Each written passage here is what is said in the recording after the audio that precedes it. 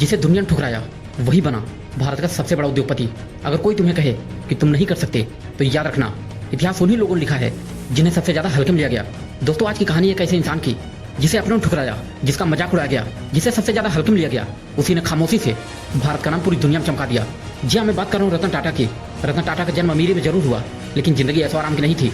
माता पिता का तलाक हो चुका था, घर टूट चुका था और वो बच्चा बिल्कुल अकेला पड़ गया था।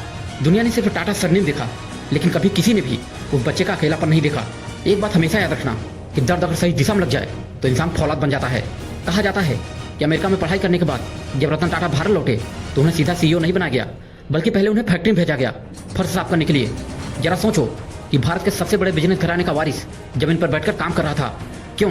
क्योंकि रतन टाटा मानते थे कि लीडर वही होता है जो सबसे पहले जमीन को समझे। रतन टाटा न सिर्फ एक बिजनेसमैन थे, बल्कि वो एक अच्छे इंसान, सबका भला सोचने वाले एक सच्चे राजा और एक सच्चे देश प्रेमी थे। एक बार की बात है जब रतन टाटा ने कहा कि मैं गरीबों के लिए कार बनाऊंगा जो टू व्हीलर के दाम की होगी, तो इस बात पर पूरी दुनिया उन पर हंसी। सब ने कहा कि कैसे मुमकिन हो सकता है, ये नामुमकिन है। लेकिन रतन टाटा ने कहा कि नामुमकिन शब्द मेरे डिक्शनरी में है ही नहीं। उन्होंने नैनो कार बनाकर दुनिया के सामने खुद को साबित कर दिया।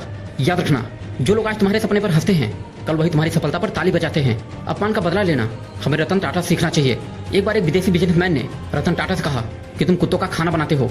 यह सुनकर किसी का भी अहंकार टूट सकता था, लेकिन रतन टाटा ने इसका बदला गुस्से से नहीं, कामयाबी से लिया। कुछ साल बाद वही Tata group Jaguar land rover का मालिक बन गया।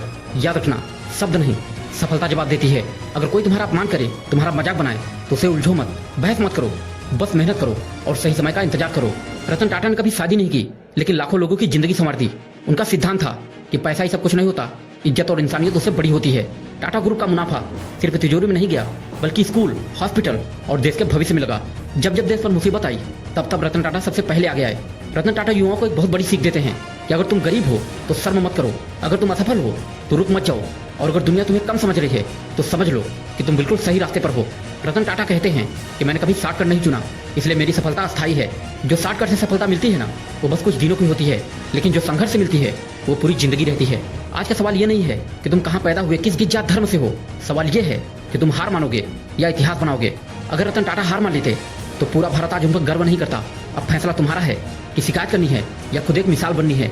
अगर तुम्हें लगता है कि तुम जिंदगी भर दर दर ठोकर खाने के लिए पैदा नहीं हुए हो, तो अब देर मत करो, उठो, जागो और पूरी दुनिया को दिखा दो कि जिसे सब लोग हल्के में ले रहे थे वो एक्चुअल में एक राजा है।